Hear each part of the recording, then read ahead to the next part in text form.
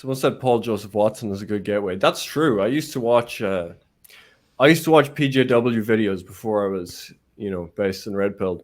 But there is a distinction. I do believe in the gateway thing. Like even Matt Walsh, who I named, like I disagree with him on a lot of stuff, and he works for Ben Shapiro, but he is kind of a gateway to some stuff. He has kind of done a bit to normalize talking about, the left is anti-white, that kind of thing. That is a gateway.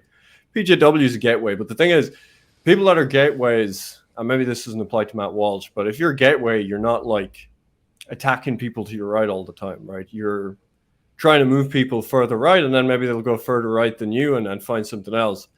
But like the point at which you become a gatekeeper is where you're like, no, anyone, it's like, I'm going to say like 10% of it, but anyone that's saying more than that, I'm going to attack them for being like tactically wrong, or say they're a leftist, or make some kind of bad faith attack that they support Kamala Harris. Your goal is to push people along, not hold on to them. Yeah. Once you start like policing the people to your right like that, and then like actively, because this is what always happens eventually, they actively end up actually arguing against the things they believed originally. Like, oh no, it's not. Zionism actually isn't a problem. Actually, this stuff I'm doing is more relevant, is more important than what you're doing. And then, they become a gatekeeper. And like you said, part of it is just the comfort as well. I mean, I know he works for Blaze TV or something. But, I mean, if you're like one step away from the censorship, losing the platforms, losing your contracts, and you're making a living from that, it is quite a leap to take, right? And you can always justify moving the Overton window without actually saying what you believe. Yeah, it's always, and it becomes more and more. It's similar to, actually, I don't want to get us banned on YouTube, but I agree. It's you just got to be honest in some way. You can joke around and you can have fun, but you have to be honest and you have to tell the truth. Because once you start lying in little ways, it's like whatever you get from that, you're going to be enslaved by that. It's basically, I'd much rather be real, and any sort of success you get from that, you can still be real. But if you're fake, and you get very successful, now that success is predicated on being fake, and you lose it once or the fear is that you lose it once you become real, and you never end up. It's just an excuse. It's just a lie. Like, oh, tomorrow I'll do this. Tomorrow I'll go to the gym. Tomorrow I'll confront problems. I'll balance my checkbook tomorrow. I'll be honest tomorrow. I'll take a stand tomorrow. It's just, you gotta, every day, you just have to be yourself, and you have to be real, because if you just put it off till tomorrow, that never happens. All right, let's get into this video. This is the theater kid occupied government. It's when a huckster takes some lies and makes them sound precocious by saying them in Congress or a mainstream outlet. So disinformation's origins are slightly less atrocious. It's how you hide a little lie. It's how you hide a little. Theater kid occupied government. Theater kid occupied government. Buddy, you're a boy, make a big noise playing in the street. Theater kid occupied government.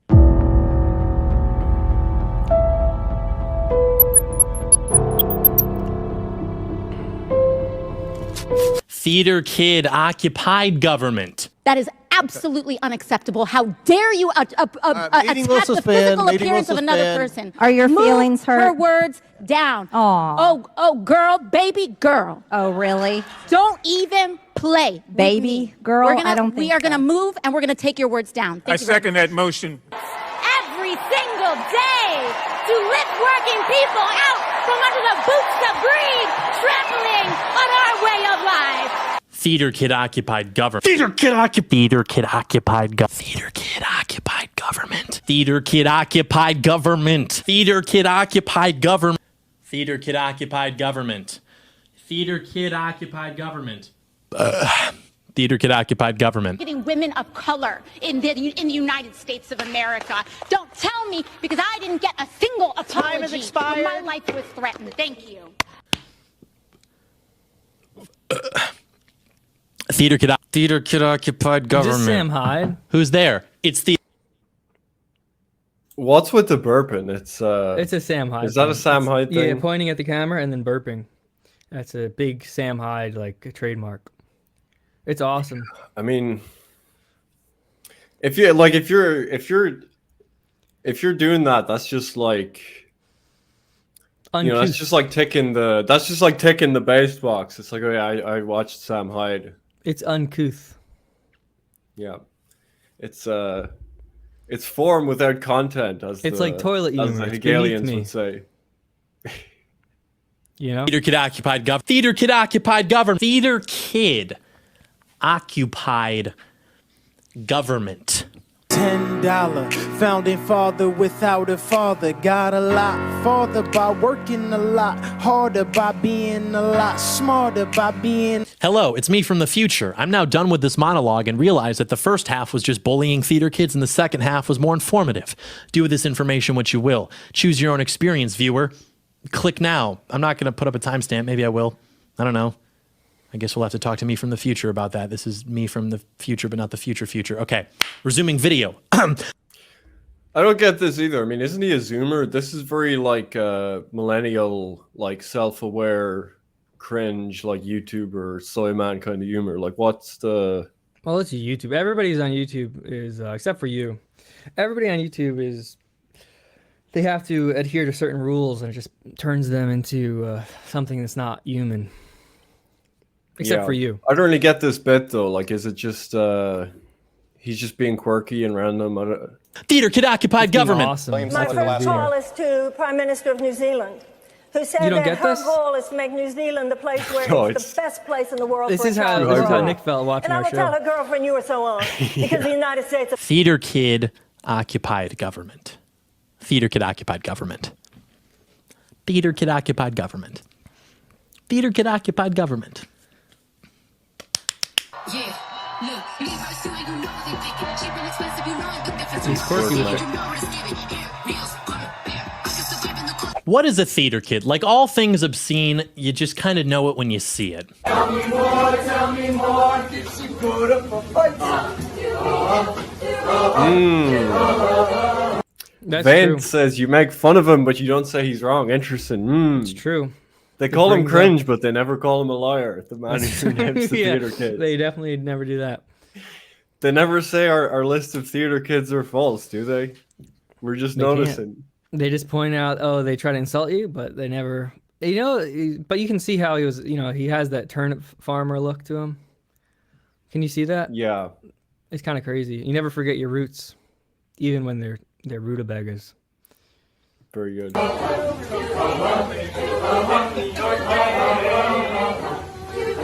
These are not my people. This is not how you behave in a Denny's, or anywhere for that matter. Which way, Western man, you must quickly choose. What's up? What's up? What the fuck's up,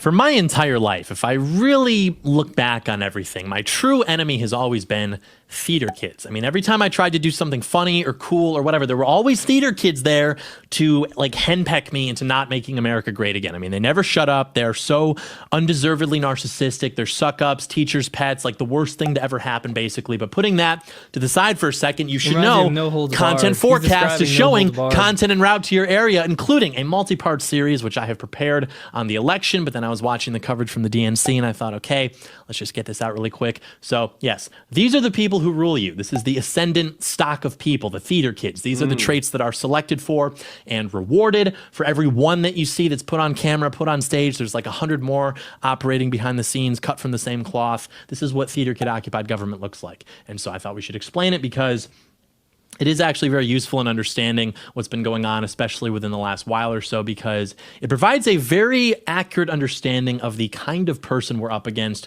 More importantly, the mechanics of how they are recruited and able to operate against us, patriots. So it's good to understand these people because they're not all leftists. They're not even all ideologically aligned. They're not motivated by the same issues in general, but there is a type. And once you see it, you cannot... They have no loyalties, no borders, no nations. They travel from theater to theater. They're the only element that can be described as a truly international clique. Wait a second, you're not talking about theater kids. You're talking about somebody else. unsee it. There is a profile for this kind of person. So we're going to talk about what these are, where they come from, how they're a perfect model for the kind of person that we're up against, how they fit right into the mechanisms of anti-patriot power. I basically want to explain how and why it is the case that we are governed by these types of people who are so stupid and annoying and obnoxious, because there is actually like a very good reason for it. It's just Bolshevism all over again. So we're going to get into some history as well. But you are Bolshevism. They're communists. Yep, They're it's Marxists. like Kamala. It's like Kamala. It's straight from the Saul Alinsky playbook. It's a humiliation ritual. They're Gnostics. It's a secular religion.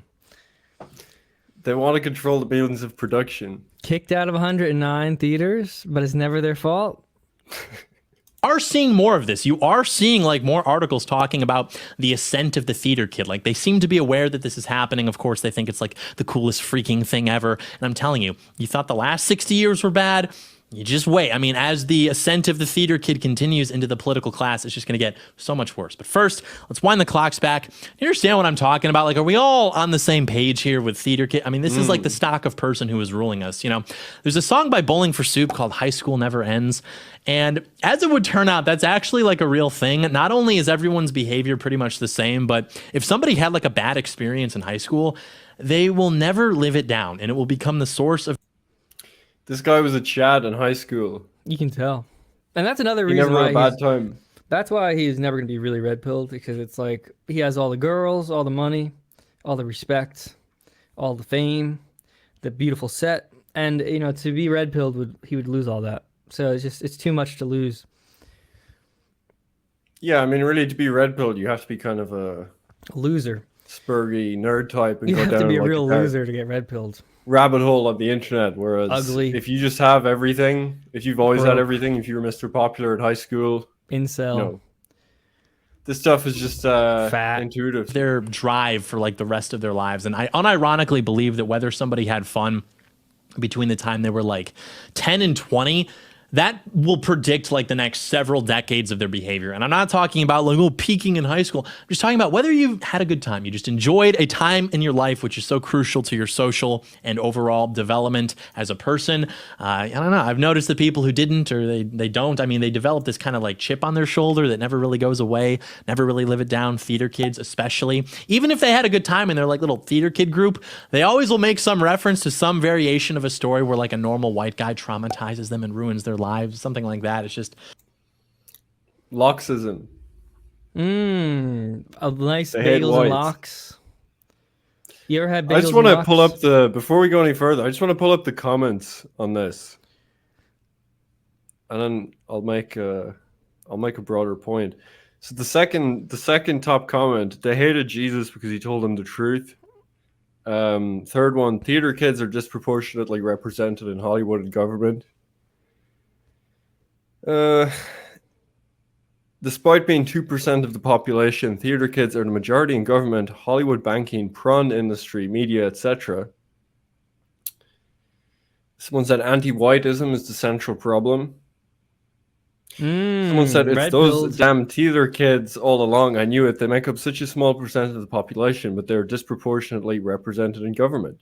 A theater kid stole my foreskin. Someone said kicked out of 109 theaters. That was me. Yeah, you did say that on the show, actually. That's you could have got one of the top comments here. What do you think about the PVC pipe that goes into the sign to hide the wires? Oh, I didn't notice that, actually. Yeah, very tasteful. Someone said, I was the conservative theater kid. I did not like the other theater kids, and they did not like me. I was too, quote, old-fashioned. He's one of those in the closet theater kids, little old fashioned. Crypto theater kid. So yeah, but I mean, like half the comments are like you know, Jew references. So it's kind of ironic because it's like, you know, his purpose is like, I'm going to be on YouTube and I won't talk about like Zionist control. I won't talk about like some of the stuff that's more full on, but I can like subtly, subversively push people to the right until the theater kids were kicked out of Rome for coin clipping. Yeah, they can notice the patterns as I The theater present kids spread the Black Plague some of the other effects. in the But wells. then it's like 4 years later, he's making like an hour-long video on like a theater kid occupied government, and all his commenters are like, "Oh, this is about Zionist control of the government," and it's like, no, he actually sat down to write like a 1 hour video about theater kid occupied government, and that's his actual take. So it's like his audience is already like further to the right of him. So it's like, what is even the purpose? Yeah, I don't know. That's kind of his life, though. It's like, what's the purpose? There's a certain sort of ennui, or however you pronounce it, that must be Ennui. Ennui. Yeah. But what is the purpose? What are you doing here? What is the ennui here? What is the meaning of your life? If this is what you create, you're not creating Woodstown. You're creating Heck Off Commie. Do you look in the mirror and do you think about doing things to yourself? I don't know. It's just depressing. It's just kind of depressing, honestly. But then again, it is a better life than, turnip farming. It is a better life than toiling in the soil. It is, he does have, it is weird though. No matter what he wears, he always looks dirty, and he always looks, they say he's Irish in the chat. What part of Ireland would you say his family probably comes from? Is there like a place that's just filled with turnips and dirt? I don't know. I mean, I wouldn't say he's the most Irish physiognomy though. What type of physiognomy would you say he has? I'd have to think about that. What do you think? Ugly. He's got the sort of hairy arms thing that's like kind of a med trade. Yeah. Like a Portuguese guy or...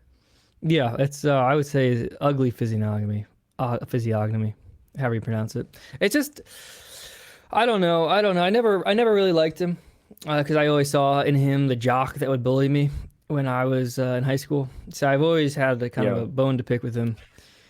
Well, you are a theater kid, right? I am a big theater kid. I think the chat is picking up on that. So you look up Paul Town. He looks up and he sees a face like mine. No, he looks. You look up and you see a face like this looking down at you. He looks up at me because I'm running the country. A Heck Off Commie boots stamping on your face forever, throwing you in the locker. Yeah, shoving you in the locker for being a nerd. With his rifle. Yeah. His rifle from part of the struggle session is how they display membership. There's always a reason to hate the normal white guy, right? I get it. You don't have to do that. We're usually quite nice and pleasant, helmet. But I get it. Doesn't have to inform everything you do for the rest of your lives, but sometimes it's more convenient. That's fine.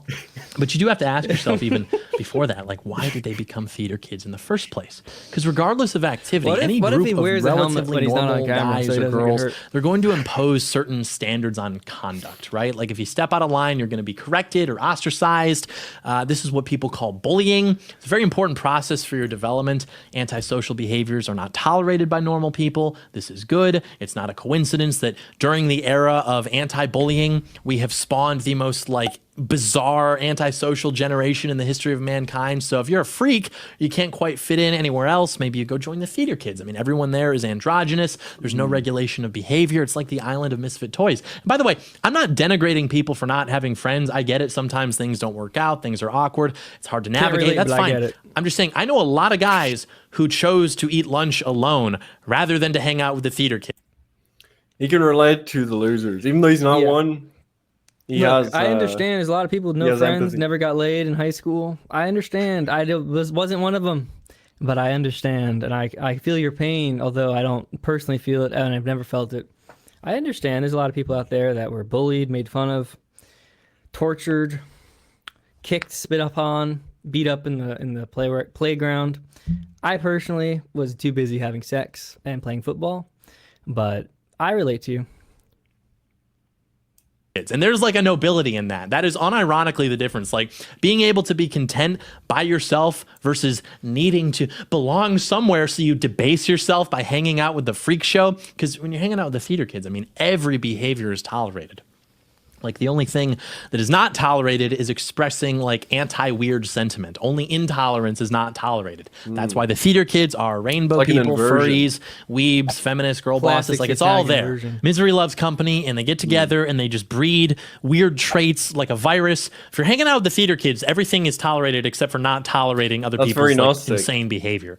That is a rule only for insane groups of people. I mean, no one would ever think to have that rule, even if just unspoken. So I don't know like what the chicken versus egg is looking like there. I'm sure they just create a feedback loop together. Like, you know, you get involved because maybe you're a little weird, maybe you're a little antisocial, and then it just grooms you into becoming even worse. It amplifies the characteristics of its host. And most of the kids are gay, and then the director's usually gay, and then the director like develops a weird relationship with the kids. I don't know. Maybe this is all just like going totally over. If you've been in high school in the last 10 years. I don't know from personal experience, but I do know that the theater kid director will touch kids. I mean, this video is 56 minutes long. I mean, that's the thing about Doyle's content is it's very like, you know, like angrily pointing at all the connections on the chalkboard. Like it's like even now, like, okay, this is kind of a funny bit. Hey, you know, the theater kids are the kind of people like going to government, or we theater could occupy government.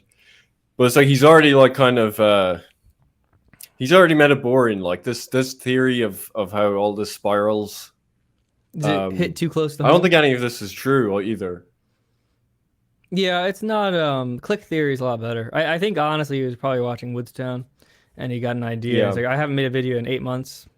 I'll just try to rip off Woodstown, because everybody loves. Where that would you show. put him in Click Theory? Turnip Farmer Click. Is he high jock? He's ascended turnip farmer. Ascended jock? Yeah. No, ascended turnip farmer. He's left the turnip fields. You must understand what I'm talking about, but I think there's even more to it as to like why they are the perfect volunteers and henchmen for the regime as theater kids. Like I remember Schopenhauer wrote that actors usually develop madness most frequently because they spend all their time, you know, learning these new parts, becoming new people, memorizing other people's dialogue without any grounding or connection to each other, or maybe they're even in direct contradiction to each other. And so like every night they're just spending their time trying to become these new people. And in the if you could pause, is just he says such funny things about women and like, mean things about other people, and that's his like main thrust of his ideas. I love how quips and aphorisms. I love how based he was, and how he wrote like really catchy aphorisms. He threw a woman down the stairs once. Yeah, that's the main thrust of his argument. Throwing women down the stairs. That's the thrust of it. Yeah. Yeah. And he wrote a thing on noise as well. That stupid people don't like a lot of noise, and you know what I see when I go outside? Black people listening to music, and it makes I say Schopenhauer. He and I probably be thinking the same thing right now. Yeah, he was super based, and did you know that he hated Hegel? Black people. Oh, Hegel? Yeah, Hegel. Yep. I never read Hegel. It's too complicated for me. I leave that to the Hegel e-girls.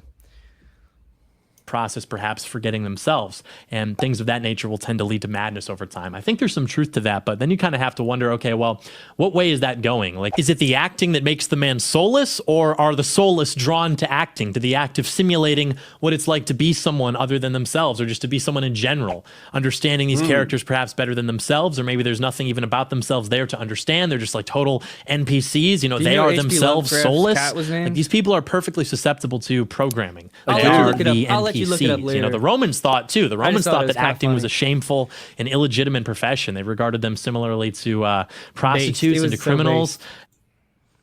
H.P. Lovecraft. I've never heard this before. Have you ever heard this before? The Romans apparently looked down on actors and entertainers. It's true. That's true. I did hear that. I heard good times create bad, weak men, and weak men create bad times. Bad times create good men, and good men create good times. Well, you know what else the Romans invented? No, what did they invent? Bread and circuses. Like literal circuses? Think about it. And they were barred from participating in political life. You know, the Romans kind of tried to warn us about the ascent of the theater kid. So the first and clown so was not Roman. all of our enemies are theater kids, but more and more they are becoming theater kids. You know, I guess there's sort of a new development maybe. Tried explaining a theater kid to my dad. He just thought it meant like a regular gay kid, good instincts. But I don't know, man. Anyone who's been in high school in the last 15, 20 years, So you have to know Romans created exactly clown what we're talking about here. It's like if you took the civil rights regime and then the gynocracy and then like gay people, and then you just like mush it all together. This is what we're talking about. It's like the incompetence of the civil rights regime. Did you see that? He flashed up a picture of Tim Waltz when he said gay people. Tim Waltz isn't gay, though. No, he's not. Ah, He's a the white joke. kid, That's the joke. you know, Tampon Tim. He's done drinking horse fluid. Horse semen guzzling Tim, as they call him. He said, I've had enough of this horse fluid. I want man fluid. Guzzling Tim, as they call him on Truth Social. It's the passive aggression and the condescension and the vapidity of the gynocracy, and then like the flamboyance of state-enforced homosexuality. Like that is basically what it is. That is what That's theater true, kid by the way. occupied In government America, is. So there's the good news is state-enforced that our enemies homosexuality. are incompetent, maladjusted freaks. The bad news is that they've got nothing to lose. They've got nothing else going for them, and they will die before they go back to working at Starbucks. So these kids come up in like an education system which is basically designed to reward mediocrity, celebrate all forms of expression as equally good and valid and artistic, whatever, and then they think this makes them special. They usually develop a weird relationship with whichever English teacher is the gayest, and then they get mad at you, normal American, because you're like kind of stumbling through life, just having... I look like this and I do this. These are John Doyle's people here. This is First there's a picture of him and his... When I saw this There's a clip, picture I said, of John Doyle which one is John in Doyle? high They all school look with like his friends. him. They all look like John Doyle. Yeah, this is a picture of him and his social clique in high school. Yeah, I bet he played lacrosse when he was in high school. He just strikes me as the lacrosse player. Fun, succeeding anyway, being an idiot with your friends, and they hate you for this forever. They hate that you can just kind of go about your business and become happy and successful while goofing off because you're just living on your own terms because you're a normal American patriot. By the way, speaking of... That's exactly how a normal person describes being a normal Chad. Being a normal Chad, just going about my day, playing lacrosse, going on the boat with my Chad friends. You're living life on your own terms. Yep, and then all of a sudden, state-enforced homosexuality. You're being forced to kiss your friend. It's just, this is what they want. This is what the theater kids want. They want us all kissing each other, being it's just horrible. It's like they act out humiliation rituals and then they want to turn the world into a humiliation ritual. Yeah, it's just... Which, normal American patriots, you know what? I almost forgot. In honor of White Boy Summer, our cool friends over at Undertack are giving you the chance to win a literal Jeep. White Boy Summer. When did that meme... When was that? 1935? When was the Chet Hanks? I think was it 2020? Oh, 2020? Yeah, something like that.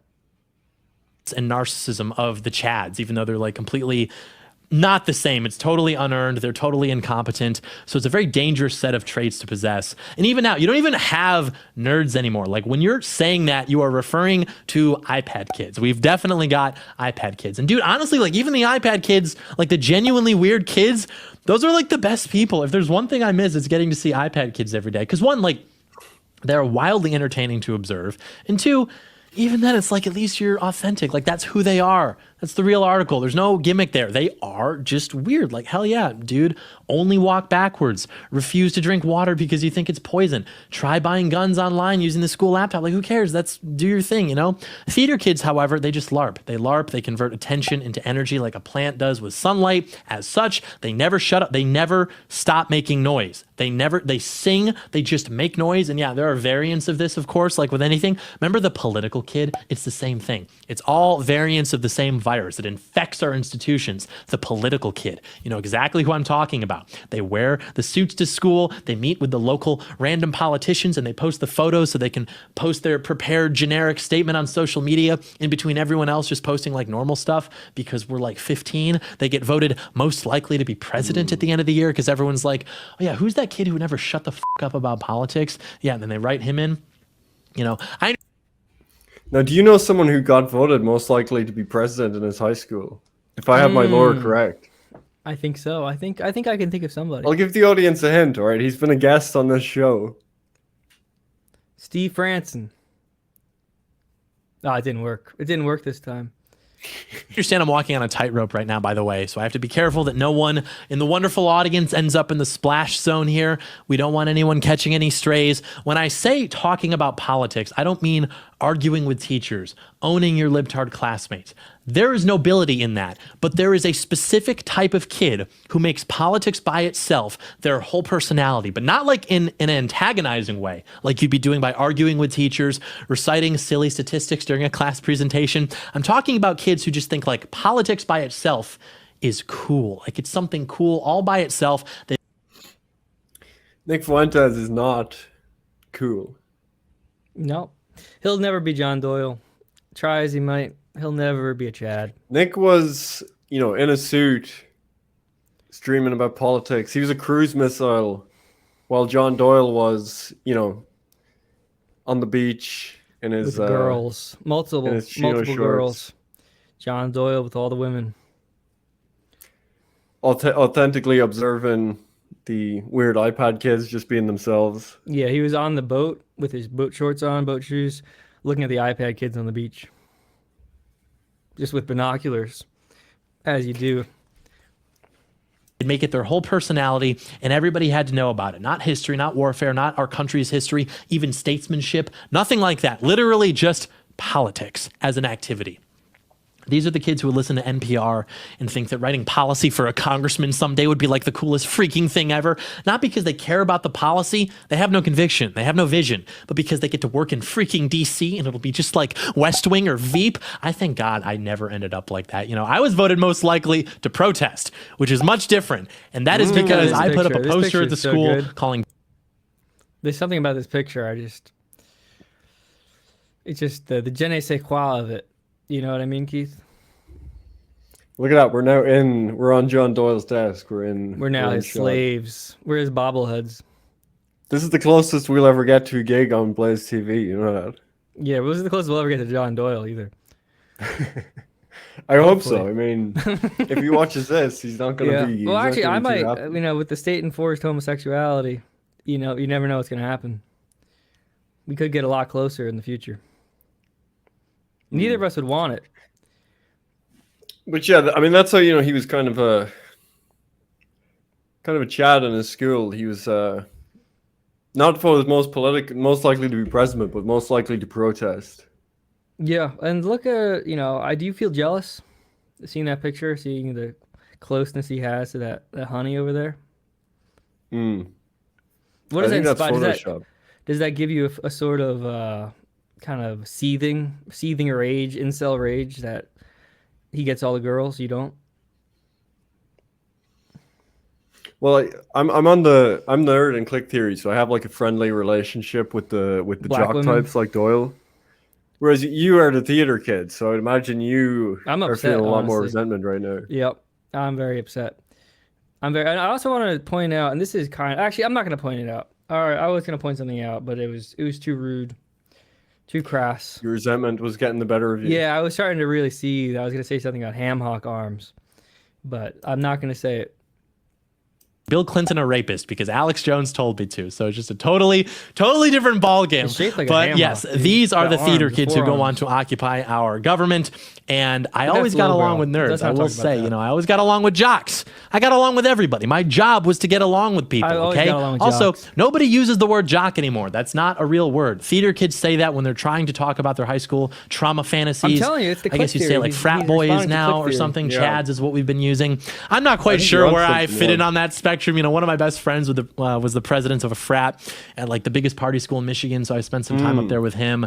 I played sports. I got my letter sophomore year, but I'm definitely a nerd. But I was friends with everybody. We got along great. We get along with people. The only people I've consistently never gotten along with have been theater kids. Even my biggest detractors will often say, how does John Doyle look like such a nerd and such a Chad at the same time? Hey, embrace the third position. I don't know. I'm built different. Transcend the That is true. When I know the Groypers have been, kind of an op to this guy for a while. But that is one thing they always say in their attacks on him is, how can one guy be a nerd yet be such a Chad? That's true. And I'm going to take the other position here and just point out, remember the defining characteristic in the loser clique is refusing to accept any clique. And you're just like, well, I'm a little bit of this, a little bit of that.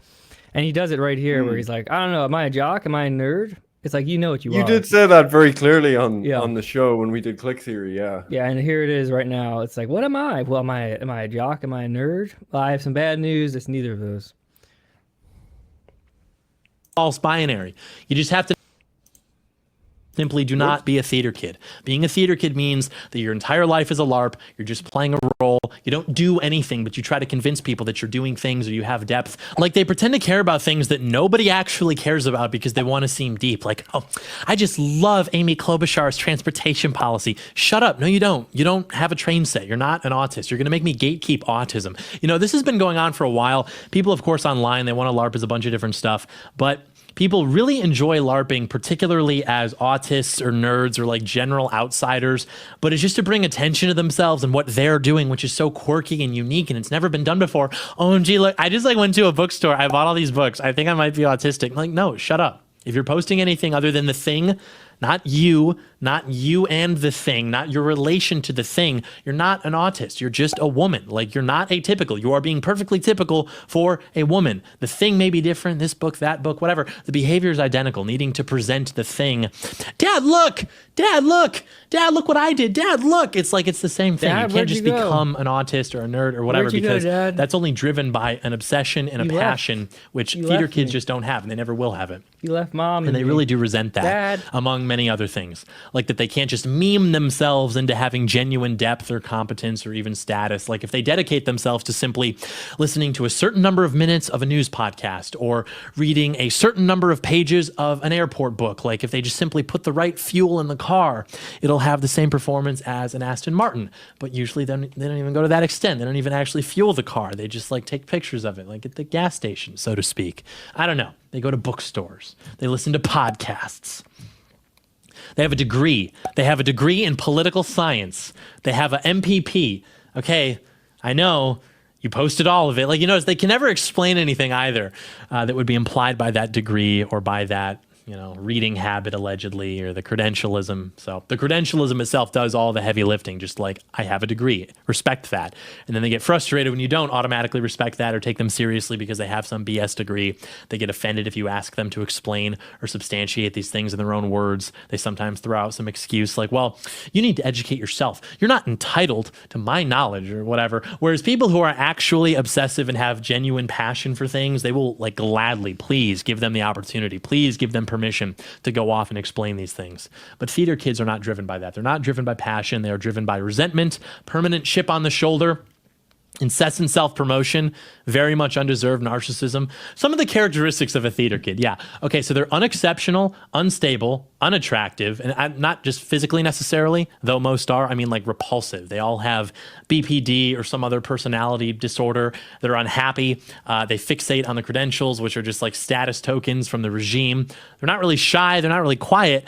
But that would be like almost preferable. Like they just won't ever shut up. They're always making noise, like 110 IQ, give or take. They just exist to self-promote, show everybody how cool it is. They're so obsessed with their story, their arc. It's like their whole self-mythologizing habit, which of course as theater kids, as actors, they think they're the protagonist.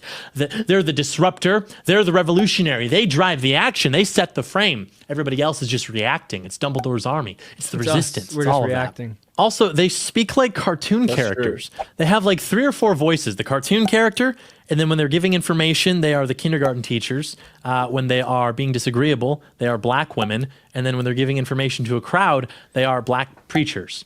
That's actually true. Like a theater kid, they cannot help but fall into the MLK preacher cadence when they speak into a microphone for more than like 15 seconds. AOC just did this the other day. It's like a thing. I don't know. They think, they want to speak how they think black people speak, but black people don't actually speak that way.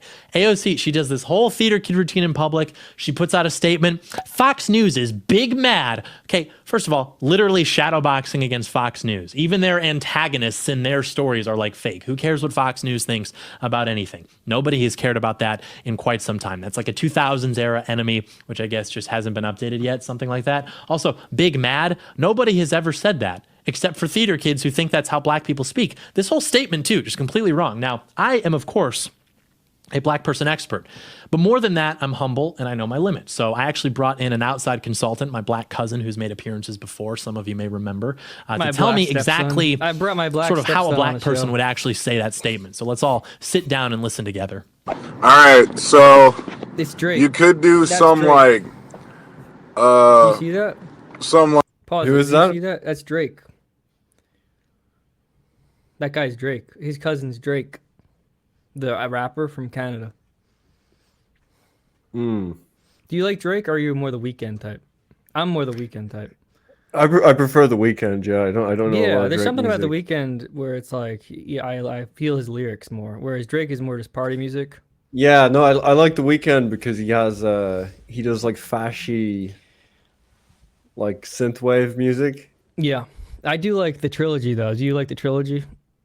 The album. Which trilogy? Trilogy by the Weeknd. You're not a real Weeknd head if you don't know about trilogy. No, I'm not a huge. There's just something about the Weeknd. There's something about it where Drake is party music. Drake is.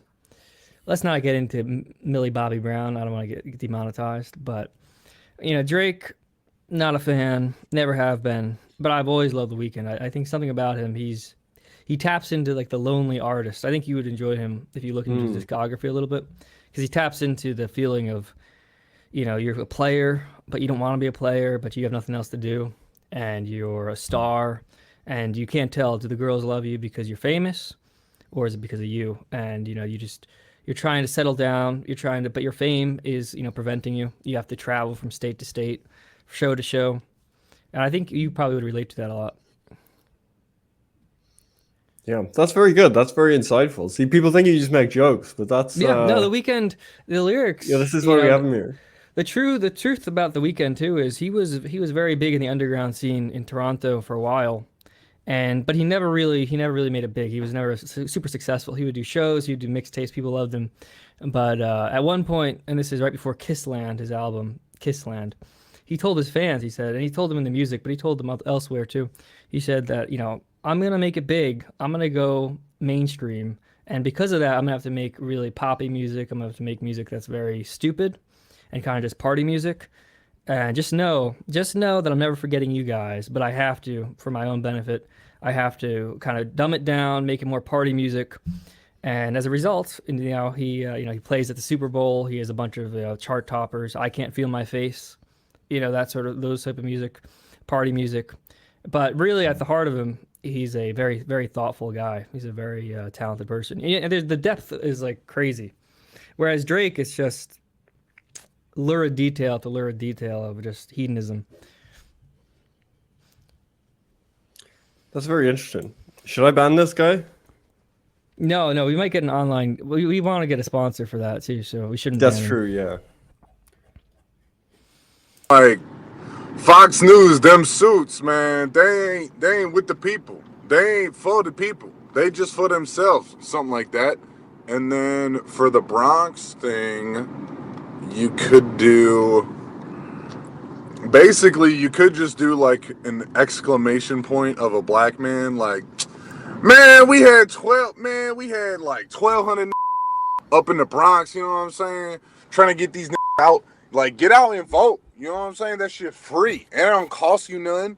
And, what else? Say, like, yeah, get some on these phones, man. Call up your granny. What if this is Doyle Take with your a voice granny to changer? vote. Get out to vote.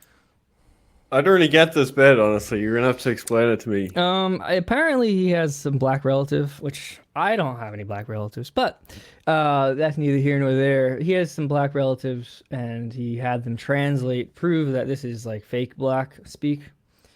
I'm not really sure what the point of it is, but I guess he's. Yeah, I don't get the. Yeah, I don't get it. What's the character he has the black guy playing here? I don't really. Drake. Oh, you know what I'm saying? Something like that. And then it's called organizing. Okay, you could just refer to organizing as like another family reunion, and then just, I don't know, black people have a hard time referencing the internet, especially if it's a link. So you could just say like, hey yo, go on Google. Well, there you have it. As you can see, not even close, but they love doing this. They cannot help themselves but to mimic the language of the lower classes as part of their whole communist LARP. But then they end up just speaking like black people, but not like actual black people, specifically how only they think black people speak. So they use language like homies, folks, etc. It's all a LARP, you know. Shouts out to my trans homies. Like, what are you saying? It do be like that sometimes. Like, they don't understand that's how black people speak. They literally just think it's like a funny way to talk, and they're like, oh, that looks like fun. I want to try. You must understand, Patriot, it is fun. The way that you felt Patriot, when you saw Hulk Hogan cut a live promo in support of that it is black people. It is fun to talk like black people, and it is actually funny. It is actually just very fun to do. I do it a lot. It's very fun. So this whole thing of like, it's not respectful. It's like, dude, it is hilarious to talk like a black person, and it's fun. And you know, I don't understand what his problem is with like whatever the ghetto speak. It doesn't really make any sense. The whole the theater kid thing is, I think he's using dog whistles here. I don't think it's real. I think he's hinting at something far more sinister. Yeah, he's trying to subversively plant an idea of a decentralized, distributed conspiracy of an international clique with like common characteristics, motivated by a sense of like anti-white resentment. Frankists. You can send a super chat, by the way, entropystream.live/. Yeah, if you guys forgot, you can send us money. Soon. If you guys forgot, you can send us money now. Donald Trump and basically threatened to like leg drop these people on the South Lawn. That is how libtards feel when they see a minority committing a crime. That is how they feel about George Floyd. How fired up did you feel when you saw Hulk Hogan cutting a promo at CPAC? I thought that was fun. I've never been a professional wrestling fan. I don't understand. Sorry, it wasn't CPAC. It was the RNC. Yeah. I don't really understand why people like professional wrestling. I don't have anything against it, but it's not I know you like it. I know a lot of people like it. So, but just something doesn't really click. We've talked about this before, but I thought that was like I like it, but also, like, is anyone in their 20s actually? You know, he's like, think of that incredible feeling you felt when you saw Hulk Hogan cutting a promo. It's like, you know, Hulk Hogan, he's like in his 60s. Trumpomania at the RNC. I mean, is that really like a... It was the best. How many like RNC, normal chads honestly. in their 20s There wasn't much at the RNC. There was I will say though, WWE has an Indian Chad now. Have you seen that? Have you seen? There's an Indian, like super jacked Indian guy who beats up everybody. I think you're probably thinking of Jinder Mahal. Yeah, it's awesome. I love that character. That's my favorite WWE. Yeah, he's wrestler. gone now. What happened to him? They redeemed. Yeah, they put the championship on him in I think it was 2019. A scandal involving thousands of Google Play cards. It was kind of a low point for the company, but yeah, they ran with him for a few months, and the plan was like there's 1.3 billion people in India. If we can like get 10% of that market, it'd be huge. And they used to have this guy, the Great Khali, who was like over 7 foot tall. He had gigantism, and he was super popular in India. So they were like, hey, India's like an emerging market, superpower by 2020 or 2030 or whatever it is. They're like, yeah, if we can have like an Indian superstar, that's like a huge global audience. But the Indians didn't take to him for whatever reason. They, even though he was champion and he came out speaking in Urdu, you'd say they didn't redeem. Languages. They did not redeem. They didn't take to him. And I guess also, the Indians don't have a lot of money.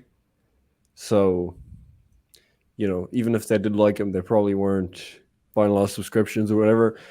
And he never got over, to use wrestling parlance. He never, the audience never invested in him one way or the other. People just didn't really care about him. And so then, yeah, he lost the title, and then he pretty much immediately became a jobber. And jobbers just get beat up, right? Yeah. And then they fired him. Racism. And Michael Brown and Trayvon Martin. That's how they feel when they see someone trying to like speak like a black preacher. They think it's like the coolest thing ever. They've got this uncontrollable impulse. That is actually true. I've seen that before where people go to India. I remember seeing a thing before where they were selling all of the Great Khali merchandise. And this guy was like interviewing the people buying the merchandise, and they all thought WWE was real. Some of them thought like, oh, it's some of it is predetermined, but when it's for the championship, it's real. That's awesome. And they were all like invested in it that way. So they thought they had like the legit like world champion because Khali was champion at the time. So my favorite thing I've seen from India recently is there's this poster board of the Daredevil and Wolverine. Or not Daredevil. What's that guy's name? Who's that?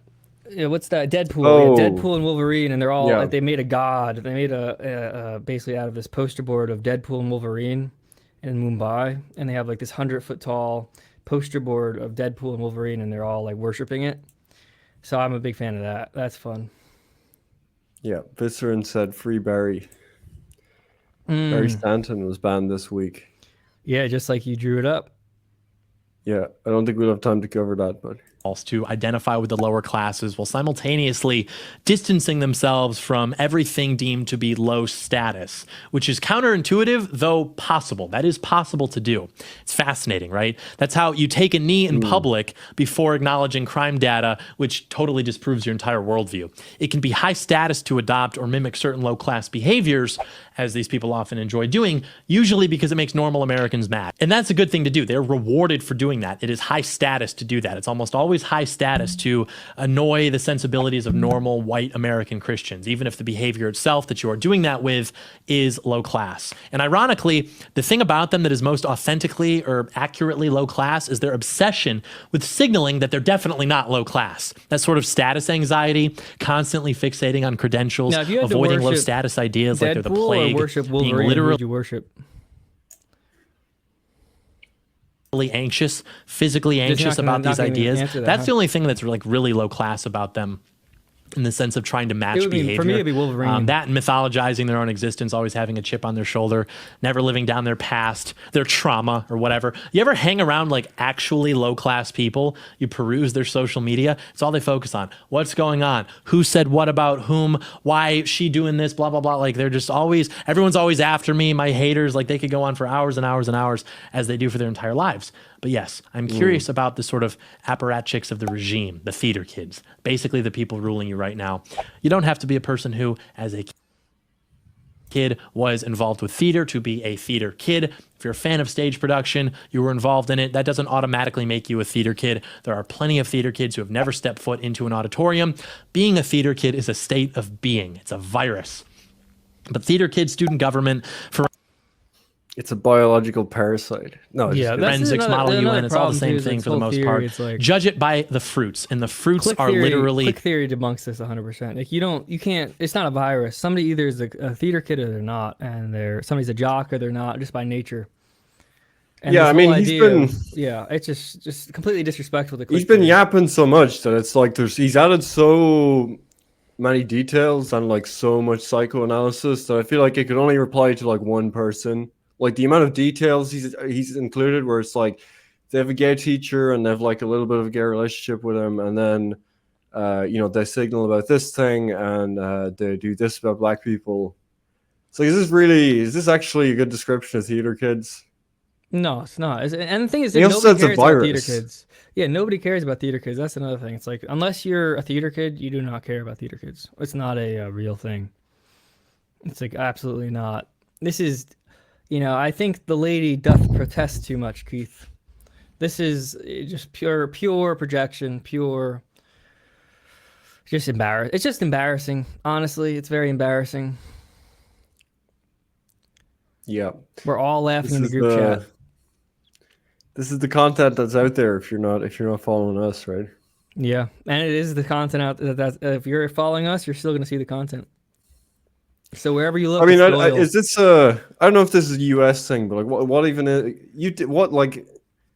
What's a theater kid? I mean, well, theater kid is people who like do theater. Like they'll do school plays and they'll sing and they'll be they'll be the one to bring the acoustic guitar to a campfire. And they're just annoying, but nobody really cares because they kind of stick to themselves and they have their little drama inside their theater kid realm. But they're not really relevant. They're kind of only interact with other like losers. They really aren't relevant to anybody. Yeah, I had a friend in college that did performing arts, but he's like red pilled, so it's that's anecdotal. Greg Johnson. But I didn't especially notice the people. What's that book Greg Johnson wrote? What is it called again? Which one? I forget. It's I can't say it because I think it's inappropriate. There's a book. It's a funny name. There's a funny Greg Johnson book, but I'm not going to say it because it might get us kicked off. Like fruits, for the most part. But there are, funny. Of course, exceptions, like there are with anything. But if you were involved in these things, and if anything, you should understand how true this is. Like, I'm not making this up. And different groups of people have different traits. We know that. So some groups are more likely to be theater kids than other groups. But generally speaking, these people are highly neurotic. The men are effeminate. The women are type A, like 95 to 120 IQ. They're not charismatic. They're not actually good speakers. We've gone over how they speak, but yet they still have power. I've been told my whole life that some obscure Austrian painter only got himself into power because he was such a good speaker. I don't know. I mean, they maintain the power regardless. But did you catch that? Certain Austrian painter. Mm-hmm. He would have been. I guess he was a theater kid, right? No, because he was doing art. He was like He wasn't really a theater kid because he wasn't in theater. He was just doing painting.